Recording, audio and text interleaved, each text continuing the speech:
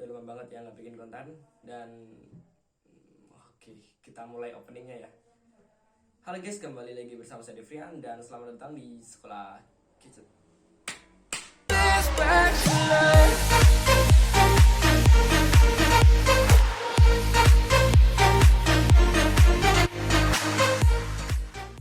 Oke guys, jadi dalam video kali ini saya akan memberi rekomendasi kepada kalian 4 laptop terbaik di harga 8-10 jutaan. Mungkin dari kalian ada yang nanya, kenapa nggak urut bang? Kemarin kan abis 3-4, kenapa langsung 8-10? Kenapa nggak 7-8 atau 6-7 dan seterusnya? Nah, jadi aku mau ngasih tahu sama kalian. Ternyata laptop kemarin ya aku rekomendasiin ya yang harganya 3-4 jutaan itu rata-rata udah naik semua guys. Jadi ya mohon maaf banget ya, karena sampai sekarang ini emang nggak bisa memprediksi harga pasar secara tepat, karena ya gitu kan pasti tahu kalau sekarang ini harganya lagi nggak stabil banget. Jadi mohon maaf sekali, dari 3-4 bisa naik ke 7-8 jutaan. Jadi kalau misal saya ngasih rekomendasi 8 jutaan, jadi ya kemungkinan naiknya bisa sampai ke 10 jutaan. Jadi ya buat persiapan budget aja lah ya. Oke, langsung aja kita bahas. Tapi sebelum kita masuk ke laptop yang pertama, di sini aku mau ngasih syarat-syarat supaya bisa masuk ke dalam rekomendasi laptop yang kita rekomendasikan sekarang. Jadi yang pertama harus punya satu kelebihan masing-masing. Jadi meskipun laptop itu kan banyak kelebihannya ya, ada mulai yang dari prosesornya dan lain-lain, itu masing-masing harus punya minimal satu. Dan yang kedua harus SSD. Ya, laptop harga 6 jutaan ke atas sih sekarang udah SSD semua ya, nggak ada yang HDD, udah jadul sih. Dan untuk yang ketiga, minimal pakai Core i3 atau Ryzen 3. Kalau Core i3 generasi 10, kalau Ryzen 3 generasi 4000 series ya.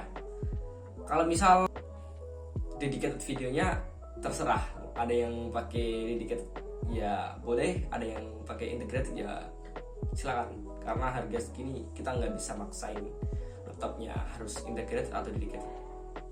Dan untuk RAM-nya sendiri ya nggak apa-apa, 4 sebenarnya nggak apa-apa, tapi 4 kan bisa di-upgrade kan. Jadi di sini semua laptop di sini tentu saja bisa di-upgrade. Ya, yang 4 lah maksudnya, yang punya RAM 4 GB bisa di-upgrade.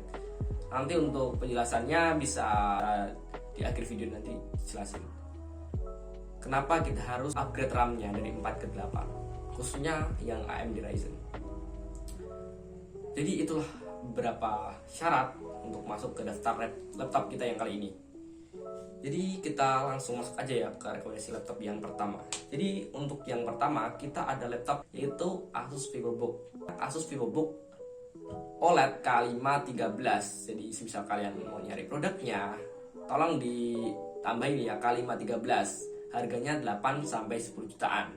Untuk spesifikasinya sendiri memakai Core i3 Gen 11 atau Rocket Lake, Tiger Lake ya mungkin. Dan yang penting Core i3 ini sudah yang generasi terbaru, yang sudah menandakan laptop ini punya performa yang kencang di harganya.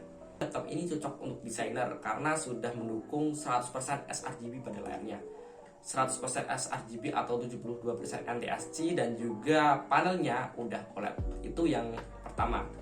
Yang kedua, laptop ini sudah punya performa yang andal untuk desain grafis. Jadi jangan khawatir, dengan prosesor i3 dual core 4 thread ini sudah bisa menjalankan aplikasi-aplikasi yang seperti Adobe Photoshop, lalu ada Corel Draw dan Adobe Illustrator, dan masih banyak lagi pokoknya.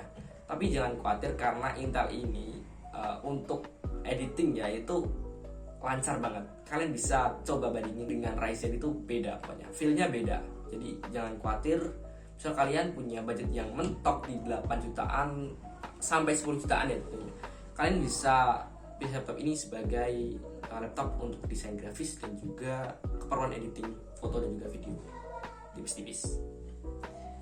Kita lanjutkan ke rekomendasi yang kedua. Jadi di rekomendasi yang kedua ini ada laptop convertible dari Lenovo, yaitu Lenovo IdeaPad Flex 5 atau Flex 5. Jadi Flex 5 ini berperforma AMD Ryzen 3500U dimana performanya ini sedikit di atas i3 generasi 11 G4 ya.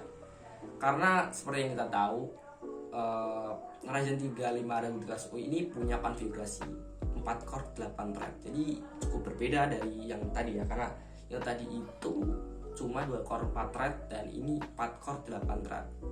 Untuk iGPU-nya pakai Radeon Vega 5 udah cukup banget buat gaming ringan sampai menengah. Lalu untuk editing video juga udah cukup. Maksudnya yang normal-normal untuk content creation atau yang lain-lain itu udah normal sih. Untuk kebutuhan desain grafis masih lancar. Dan untuk RAM-nya langsung 8/512 GB SSD NVMe. Luar biasa. Dan yang satu lagi ya, Lenovo IdeaPad Flex 5 ini laptop convertible yang sudah include stylus pen di dalamnya. Jadi ya bisa dikatakan barang goib karena punya spesifikasi yang luar biasa, fitur yang cukup hebat juga, dan masih banyak lainnya yang bisa didapatkan di harga 8-10 jutaan ini. Kita lanjutkan ke rekomendasi yang ketiga. Nah, jadi di rekomendasi yang ketiga ini ada Acer, yaitu Acer Swift 3 dengan Ryzen 5 4500U. Jadi ini adalah laptop dengan CPU terkencang pada rekomendasi kita kali ini ya. Rekomendasi 8-10 jutaan ini punya CPU dengan core terbanyak juga, dengan 6 core 6 thread. Kalian bisa menjalankan multitasking yang cukup banyak banget ya. Kalian bisa buka banyak aplikasi dalam sekali, dan juga kalian bisa memanfaatkan per core-nya itu untuk menjalankan tugas-tugas yang berat seperti editing foto dan juga video. Itu udah cukup. Untuk gamingnya sepertinya ya masih bisa, karena ini RAM-nya udah dual channel 8 GB dan saya rasa udah optimal ya. Untuk performa sendiri pasti di atas Ryzen 3 5300U ya, meskipun nggak terlalu jauh bedanya, tapi masih di atas ya, karena ini pakai Vega 6 ya, Radeon Vega 6. Jadi buat kalian yang mungkin cari laptop dengan CPU terkencang, laptop ini bisa jadi rekomendasi, yaitu Acer Swift 3 dengan Ryzen 5 4500U. Oke guys, jadi untuk urutan laptop yang keempat ini ada laptop dari Asus, yaitu Asus A416EP FHD 352. Nah, ini menariknya di mana sih?